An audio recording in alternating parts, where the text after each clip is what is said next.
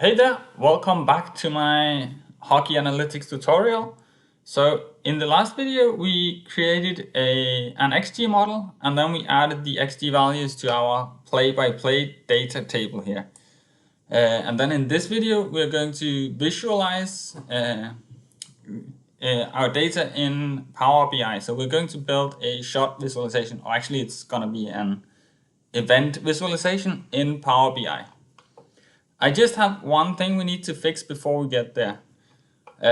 So in the last video, we added our XG values to our play-by-play adjusted table, but we actually want to add it to our play-by-play shift index table. Because these two are pretty much the same, but in this one, we have a column called shift index, and we're going to need that column later on in the videos. So all we have to do is we have to just change this to shift index, and then we need to rerun this one, but we can't create a table that already exists. So the first thing we need to do is we need to just drop this table,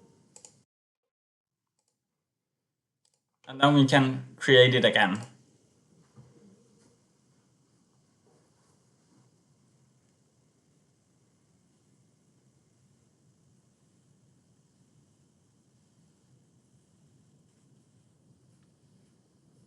Okay, so now we have a play-by-play table with shift index information and XG values. And we're going to use that in our visualization part. The last thing we want to do is we can just drop these temporary tables. So now we don't have any unnecessary tables in our database. Okay, so this was all we needed to do with the data. Now we can load the data into Power BI Desktop. But before we can get that far, we obviously need to install it. So I'll leave this link in the description, but I don't want to go through the installation process. It's just download the thing and install it. And then we can just open Power BI Desktop. So it's free to download, it's free to use. So let's just open up Power BI, create a blank report. And once you've installed Power BI, it should look something like this. Now, obviously you won't be signed in because you don't have a user. We'll get to that later on. But for now, you'll just be not signed in and it will still work. So it should look something like this when you open up Power BI. And then we can just connect our database with Power BI. So all we have to do is go to Get Data and click on More. You can connect with many things. You can connect with Excel, you can connect with CSV files, you can connect with a lot of things, but we'll just connect it with MySQL. So we'll use this connector. So we'll just hit connect. And then in this server name, we have to put in localhost. So let's just go here. You can see this localhost colon 3306. So we'll just put in that.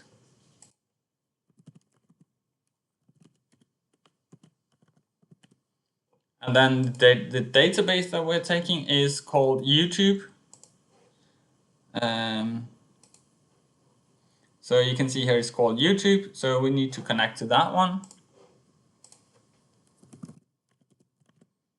And that's really all we had to do. So we can just hit OK.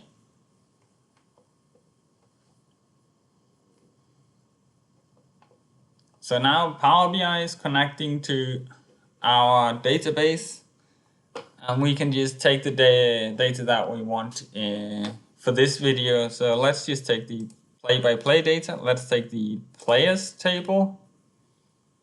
Let's take the schedule.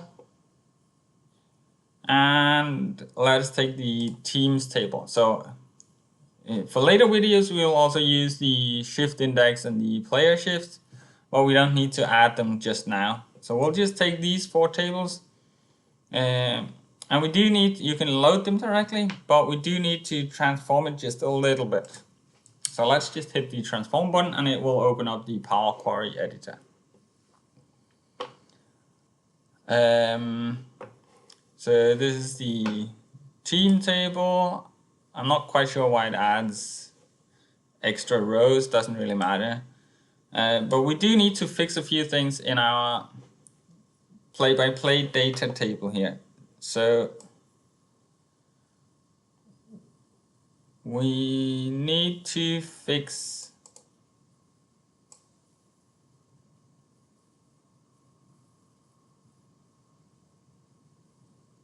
so the X values and Y values are listed as text. That won't work, so we need to list them as whole numbers, because in the NHL data you only have whole numbers as the coordinates. So we'll just list them as whole numbers. Goals, correct. Event ID. Shot distance is also listed as a text. Let's put that in as a decimal number. And the same with the XG value. I think there was one more thing. What was that?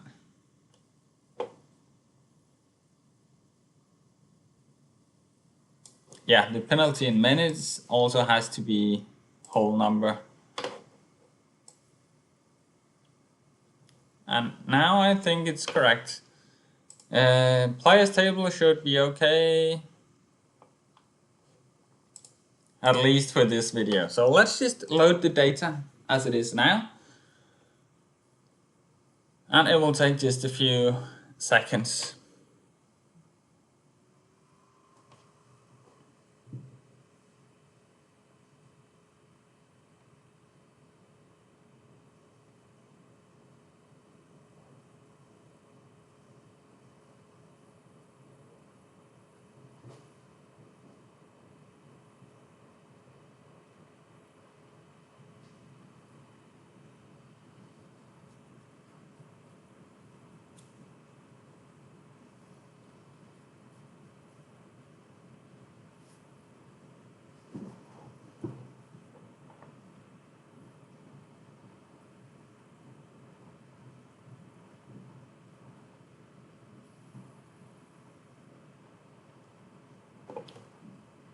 Okay, so that's it. Now the data has been loaded, and we can connect the data. So we can just go in here in the data model tab, a model view it's called, and we can see all of our tables here. And in Power BI you often talk about a fact table and dimension table. So in this case our play-by-play data table would be our fact table, and then the others would be dimension tables. So we could actually rename these to dim schedule, dim players, dim teams for dimension, and then this one to fact play-by-play data if you wanted to. Might do that later on, but for now we'll just keep the names as they are. So you can see here that there's a relationship between the game ID in the schedule table and the game ID in the play-by-play data table. So this means if we filter this table here, it will also filter this table. So we need to create the same connection between the player ID, and then we'll connect it to player 1. So player 1 is the event player, so it's the player taking the shot or the player hitting a player. So let's just say player ID, connect that to player 1. And then it will open up this one, and we'll just say it's a one-to-many relationship, because all players are just one time in this players table. And then we can do the same with the team, connect that to the event team. So we'll just create a connection here, and it should work. Okay, so now the dimension tables are connected, or we've created relationships between the dimension tables and the fact table. So now we can go to the visualization part of the Power BI. So I do want to just fix a few things before we get started. So I prefer to use to have my visuals in dark mode. And we also want to fix the settings just a little bit. But let's start off by using dark mode. So the color I usually use, because that's what I use on my website, has the hex color 40, 40, 40. So it's like a dark gray color. So you can see nothing happened. That's because the transparency is 100%. Let's put that to 0. So this will be our background. And then we also want to just use the same color as the background for our wallpaper. So the last thing we want to do with the canvas is just make it a little bit larger, because when you publish it using publish to web, then there'll be a lot of space on the sides. So we just want to make it a little bit wider. So if we make it to 1540, then it will fit much better. So let's just use this as our settings. So far so good. So now all we've done is we've changed the background a little bit. We changed the canvas size, and that's it. Okay, so in this visual, we want to just be able to select a player and then see all events by that player. So the first thing we need to do is we need to add a slicer with all the player names. So we'll just add a slicer here, and then we'll go to our dimension table with our players data, and we'll put in the name of the players. And you can see it just lists all players. So the first thing we want to do is we want to remove the blank one, like that. And then we can change the format so it's not a list, but it's a drop down. So we can go to slicer settings, say it should be a drop down. So now you can view it like this. And then we also want to enforce that only one player can be selected. So let's hit single select. So now you can't unselect, and you can only select one player. Okay, so far so good. So let's make the header just a little bit larger. Let's say 16. And let's make the values a little bit larger. We can go with, let's say, 24. Like this. That's fine. And then we don't want to have the white background here, so we'll just go to General and remove the background. And then we need to change the font colors. So let's go back here, and the header, let's make that one white. And you can see there's a background here anyway, and you can't remove that one. So let's go to the values, keep the font color as black, but let's put in a background color. So I'm usually using this one. So now we can select it. So now we have a slicer where we can select the player that we want to look at. It works quite well. The last thing we can do is we can add a search functionality. So now you can search for, if you want to look up, say, Alex Ovechkin, you can search for it. Okay, so far so good. So now we've added our player slicer. So one cool thing would be to add an image of this player here. So to do that, we can add, you can do that in many ways, but we'll just use the card functionality. So we'll just add a card here, and then we can put in anything. Doesn't really matter. We can put in the name. So now it just puts in his name, but we don't really want to have his name. We just want to have an image of Alex Ovechkin in this case. So we'll just go to callout values and say we don't want to have that. Let's go to label. We don't want to have that either. So now it's just a blank card. but then we can add images. So this is what we want. So we want to add an image, and we want to add we can add an image from the computer, but we don't want to do that. We want to add a URL image. So we can use this functionality, and then we need to create a measure that looks up the correct URL for Alex Ovechkin based on the player ID. So before we do that, we actually want to just add a new table here. So this is, you don't have to do this, but I think it makes it a little bit easier to have structure in your data. So we will just add a measure table over here. So we'll put all our measures in one table instead of having them in the different tables over here. So let's just go to the enter data button and then just call this one underscore measures. So by using the underscore, we ensure that our measures table is always at the top. And we can just add one column, call it measure. Doesn't really matter. And we'll load this. So all we did was we added a table with an empty column. So now what we want to do is we want to create a measure that looks up the image of the selected player. So to do that, I've opened just an API endpoint. I just took one from a random game and used the landing endpoint. We're not really interested in the data. We just want to get this URL right here. So this is the image of the player. This is the headshot of the player. In this case, it's Henry Yokihayo.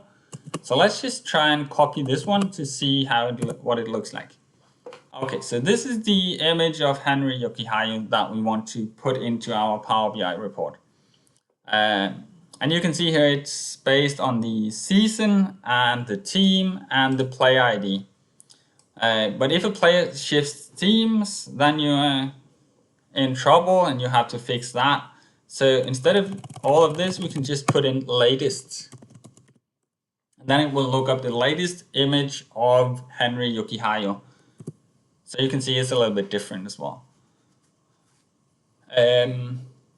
So far so good. So let's just copy this URL and then we'll create a measure based on that, because we have the player ID in our data already. So let's go back to Power BI and let's click up here and then right click, say new measure. And we can just call this one, let's call it player image. And then let's just put in the URL that we copied. So we need to keep all of this, and then we just need to make the player ID dynamic. So instead of having this fixed player ID, we'll just look up the actual player ID. So let's say we'll look up the minimum value of the player ID in our YouTube players table. So let's just try and say player ID and then go find it, player ID. So it's this one. And now it looks up the minimum value of the player ID. This is okay because we have ensured that one player is always selected. Now, if we were able to unselect everything, then it would just look up the lowest player ID. And that would, in this case, be Marc-Andre Fleury, because he came into the league first and has the lowest player ID number in this data set. But in this case, it doesn't. So if that was the case, then we would have to adjust this this measure right here. But because we're forcing Power BI to select one player, then this will always be equal to the actual player selected. So let's just hit enter, and this creates our player image measure. And then we can add, change the data code. I don't know if this is necessary actually, but let's just change it to an image URL. And now we can add this measure down here. Just hit the FX button and say we want to use the player image as our, what should I say, as our as our image. So that's it. So now we have a photo of Alex Ovechkin, and it should work if we select someone else. Let's go with Aaron Ekblad, and so on. So it works perfectly. Again, we don't want to have the white background. We can just remove that. So we can go to Effects, remove the background, and then we need to do the same in the cards section. So let's just go down here. So let's start off by removing all padding.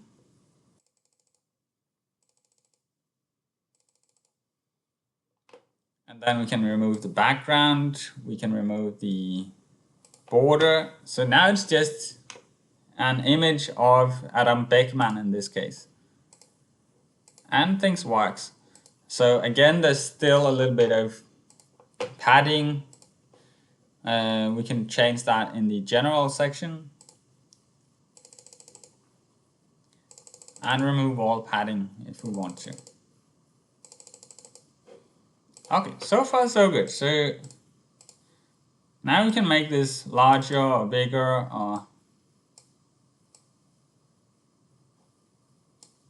Okay, so it's actually not adjusting. Okay, I think this is okay. Let's just use this as our image. And we have the name. So far so good.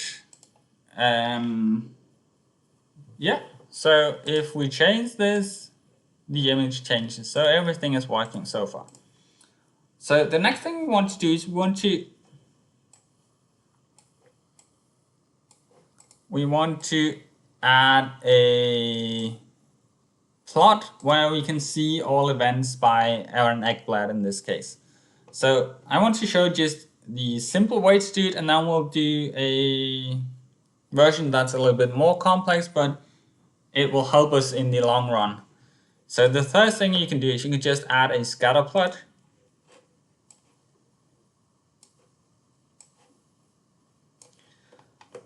And then we can just simply add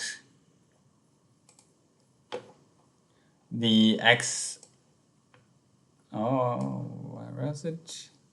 The X values and the Y values. And now you can see it's just 1 because it sums up all of the X values and sums up all of the Y values. So let's remove that functionality. So let's just do it like this. And now you can already see it looks a lot more like a hockey rink. So this is the defensive zones, and all of these, or most of all of these, are just hits by Aaron Ekblad. Okay, so right now it already looks not perfect by any means, but it looks okay, actually. So the last thing we want to do, so instead of having just a white background, we want to put it in a rink in the background. So we can just change go to the visual formatting here, and now we can just change the background. We can just put in here. So it's already open. I have a rink here, and you can see it's not really fit very well. So let's just say fit. And now it already looks pretty good.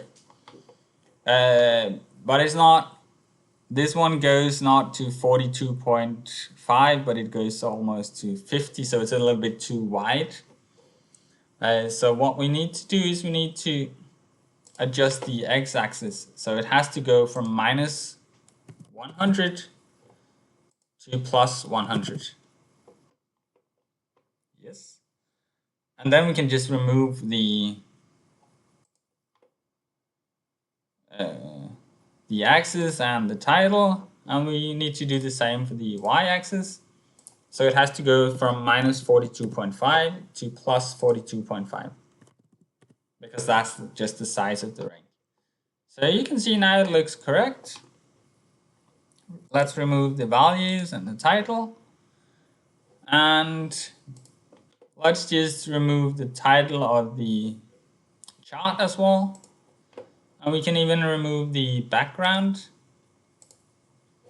So now we have a plot rink with all of the plots of Aaron Ekblad, all events by Aaron Ekblad. So we can change this one to someone else and it will plot his events. So everything seems to be working right now. Then in the scatter plot you can change the colors. You can change, so for instance you could say in legend we could put in event. So now you can see you have a event legend up here. Let's just change the text here to a white so that we can see what it says. So now you can see blue is block shot, dark blue is giveaway, orange is goals, and so on and so on and so on. So if you're using the scatter plot, all of this is being done pretty much by itself. And you can fix the markers, so you can say we want to have block shots has to be a specific color, and then you can change it to that color. Or you can change the shape, make it squares instead of circles, or you can make it a different. But you cannot put in a custom image here. So it has to be one of these shapes. You cannot put in a different image. But this will work, and I don't want to go into detail about any more about the scatter plot. Instead, we want to recreate this, but using a custom visual called icon map. So we need to add that one. So we need to click on the three dots here and then get more visuals. And then we'll just search for icon map. And you can see you got it here. And this is a free visual, so you can just download it and you can add it. So we'll just add this one. And this one is designed to plot things on an actual map, like of the world. But you can use it to plot things on a hockey rink as well. So this is all we need. So now we'll just, instead of having this one as a scatter plot, you can see the scatter plot is selected. We'll just use the icon map. And this won't work at first because we need to fix a few things here. But the third thing we should see is that using icon map, you can put in both the X and the Y coordinates, but you can also put in a destination coordinate. So for instance, if you wanted to plot passes, if you had that data available, you can just plot that in with the position of the pass and the position of the reception. So this gives you a little bit more customized. You can customize this visual a bit more. Okay, so far so good. So other than that, we'll just put in the X value as the longitude, and we'll put in the Y value as the latitude. And it says average of, that's fine, because we need to put in the category, and the category in this case should be our event ID. So it takes the average of every event ID, but every event ID is unique anyway. So we'll put in the event ID as the category, and you can see it opens up a map now. And the final thing we need to do is it has to have a size category as well. So, but we can just put in, doesn't really matter. For now, we'll just leave all sizes the same. So we can just put in a count of event ID. Okay, so far so good. So now we've actually see the plots here. And this already looks a little bit like a hockey rink. Okay, so but obviously we don't want to plot things on a map, but we want to plot things on a hockey rink. So we need to fix that first. So let's just go to the format, the visual, and go to the coordinate reference system. And then instead of using this one, we just use simple y and x. Then we can define, so the y should start at minus 42.5, and the x value should start at minus 100, and the y should go to 42.5, and the x should go to 100. Okay, so far so good. Then we can change the base image. The problem is we can't just load it directly from the computer, but we have to load it from a URL using a measure. So how do we do that? Well, I have a link to the Rink. So let's just go to my website actually. So let's go to hockey statistics. And let's just go here. Let's go to media. Oh, that was not correct. So let's go to media. And then we have the hockey rink here. So this is the image that we are interested in. I'll leave the link to it in the description below. But now we just copied the link to this one. And we can use that in a measure. So let's just, first of all, let's delete this column. We don't need that anymore. So now we have a measures table with only measures. So let's create a new measure. And we can call this one Rink Image. That wasn't correct. Rink Image. And then we'll just put in the URL that I just copied. And this should work. So this is just a image URL.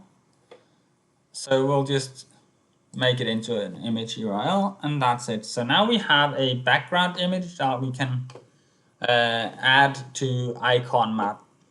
So let's just do that. So let's say it should be our Rink image.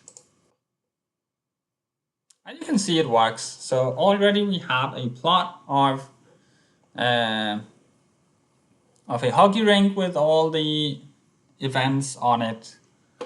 Okay, so far so good. So let's just, so you can see there's still a map in the background. We don't want that. So let's remove that. Say no background. And we can move this one around. We don't really want that. And we have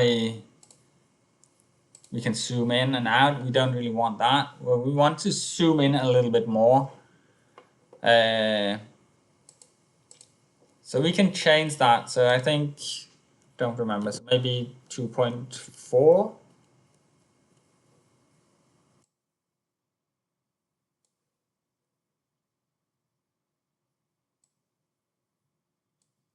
Yeah, I think this is okay. So now we zoomed in. So let's just say we can only zoom into 2.4. Or maybe actually it was zoomed in a little bit more. So let's say 2.5, I think. 2.5. So now this seems okay, I think. So let's just say now you can zoom. So these are just grayed out because you have a minimum zoom and a maximum zoom being the same. But you can still move it around. We don't want that. So let's go to the zoom thing here and then just say, let's lock the map. Actually, let's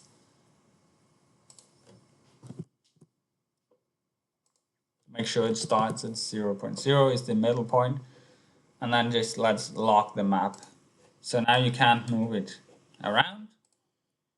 And it doesn't zoom in when you select one event. So everything is working as it should. Let's just remove this one. So that's the map controls. Let's remove the zoom button. So already now we have a plot with the events by Adam Boquist. And we can choose another player and another player, and so on and so on. So this was so this one works already. I do want to add just a few features. So one thing you can do in icon map that you can't do in the other one, in the scatter plot, is you can put in an actual image for the events. Now we don't want to do that today, but we can just show it we can just show how it works. So in the image here, we can just put in the player image just to see how it works.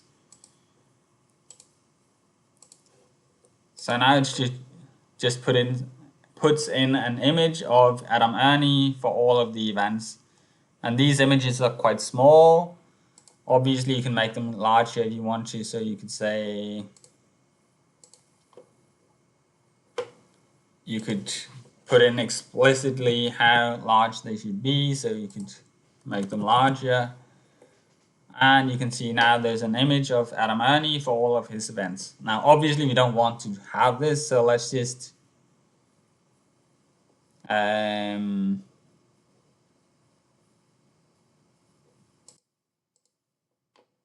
let's just remove the image, and now it's just back to being circles. What we can do is we can change the colors of the circles based on the event type. So in the formatting here, you have the fill color. Obviously, you can change that to just a different color. But we can also change it based on a measure. So let's just try and create a measure. Let's just do something simple for it. We don't want to overdo things. So let's call this one object color. And let's just say we can do this by using the switch function. So it looks up a value and then it says if that value is one thing, then we'll put in this value. If our function is worth this thing, then we'll put in another value. So we'll use this switch function. So what we want to look up is the minimum value of the event type. So we want to look up the event in the play-by-play data. So that's basically all it does. So in this case, it looks up the event in the play-by-play data. And then we can say if the event is a goal, then the result should be, then you can put in a hex color or something like that. Let's just not do that right now. Let's just, you can also just put in red. So Power BI will understand that. So now the color is red. And let's just start off by doing that. If it's not a goal, then we'll just say it should be, let's put in black. So now it says if the event is a goal, then it will be red. Otherwise, it will be black. So let's create this measure and then just try and put that in on the formatting and then hit the FX button and say it should be based on a field value and object color. So now you can see all of the events are black except for one, which was then a goal. And you can go here and you can see the reds are goals, all the others are just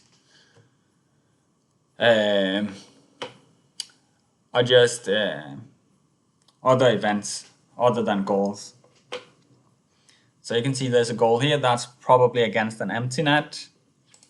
But it works, and you could specify it more if you want to. So you could say, let's put in shot on goal. We could say that should be blue. We could say missed shot.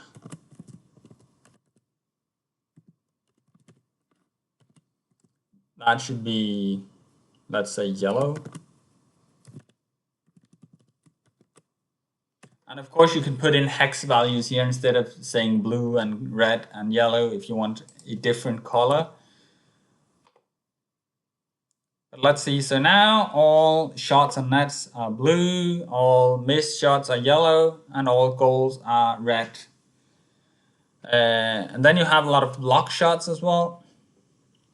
But because in this data you don't know where a block shot is taken from, you just know where a block shot is blocked, so to speak. So actually we want to remove all block shots.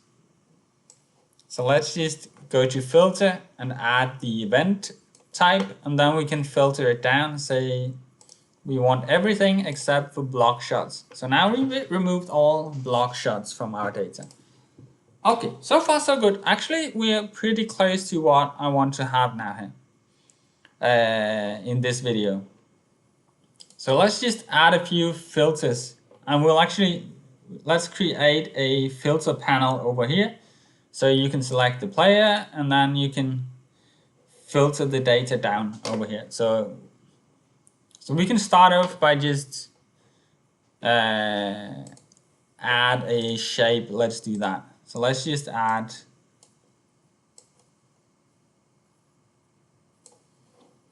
a shape. We can do it a little bit grayish. Yeah, let's go with this. Let's move it all just a little bit over. So this is not necessarily so much about the design and things like that, but let's go like this. And then we don't want a border on this one.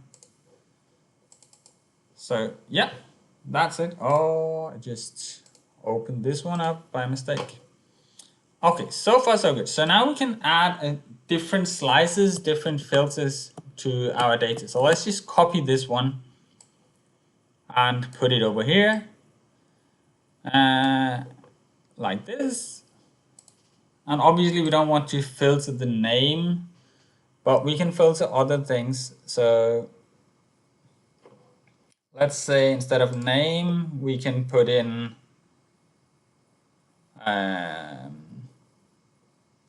string state. That's definitely interesting. So now you can filter it down based on string state. So this is 5-on-5 shot, 5-on-5 events. And you can see the empty net against. So this was a goal against an empty net. But we don't want to have a situation where you can only select one.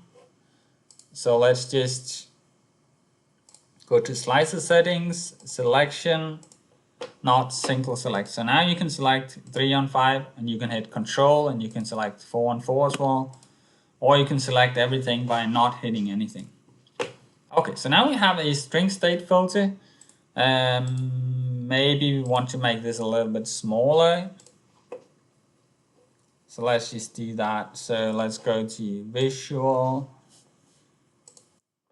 values, let's put it down to, I don't know, 18 maybe.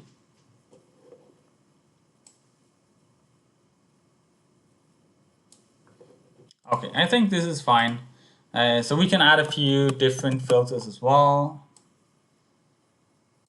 So instead of string state, actually we don't want to have this name. I don't think it really matters, but let's just remove it. And then instead of string state, let's put in season stage. So is it regular season or playoffs? So these are playoff events, these are regular season events. Perfect. We can add a few more. So I don't know what you want to be able to filter, but we can filter. Maybe we have venue. Yeah, so if it's home or away events, home events. Perfect.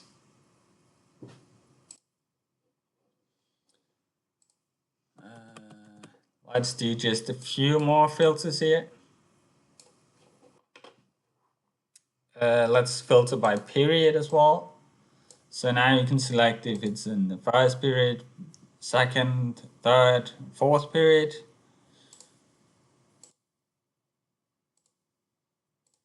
Perfect.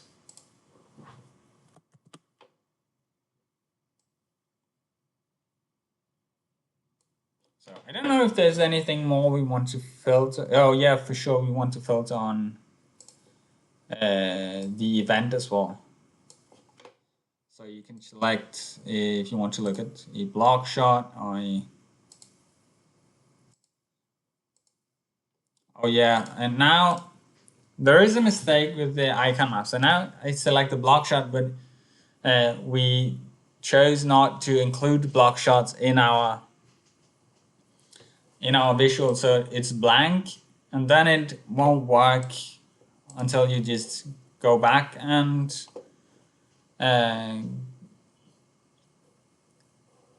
go to another page and go back, then it will work again.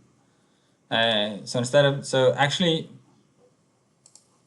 we probably need to ensure that no one is selecting block shots here. So now you can't select it. So you can select missed shot, you can select hits, you can select goals, giveaways, and so on and so on. And you still have this search functionality. Maybe we don't want to have that actually. We have them in all of these, so let's just remove this one.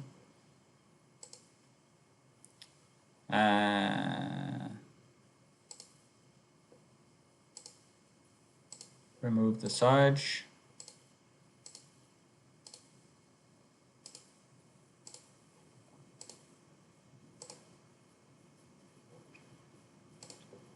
Yeah, so I think it works now.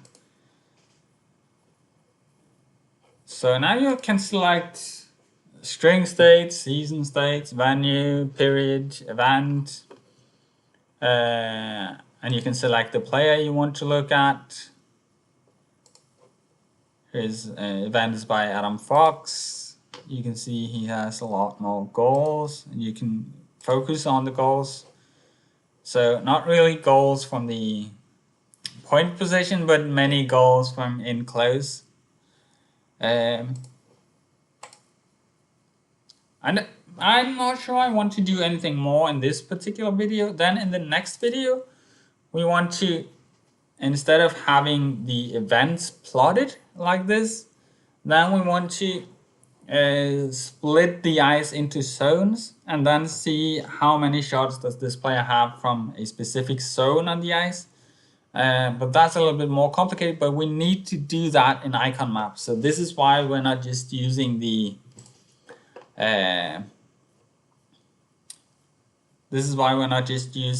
scatter plot, because we need to have the other functionality as well, where we can split the ice into zones and then use that in our visualization. But I hope you saw today how easy it is to build a shot plot like this, and how easy it is to connect the data and slice the data. So the important thing here is actually that you have these correct.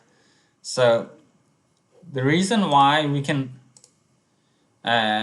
choose a player and then it will slice down the data is because we have a relationship between our player data and our play-by-play data.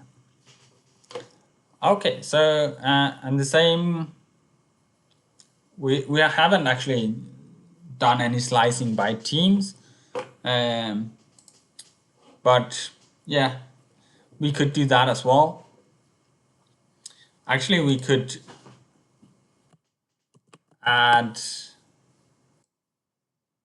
a slicer more and say this one should be not based on anything in the play-by-play data, but it should be based on our team data. Then you can select the team names, but all teams are in this data. So it is a little bit, but this won't really work actually, because now if we select anything other than New York Rangers, then it will show a blank plot, and we don't want that. So let's just remove this one actually. But you can slice the data by team as well, but it doesn't really make sense when we're slicing by player. Yeah, so I don't want to say anything more about that. But I will save this this file. It will be a PBIX file. So when you've installed Power BI Desktop, you will be able to open the PBIX file, but you won't be able to see the data behind it because the data comes from my database. But you will be able to see the visuals, I think. So I will add the PBIX file in the description as well. Okay, so that's it for now. I hope you enjoyed this video. Today we actually got to build something. So instead of just working with the data, we actually built a visualization.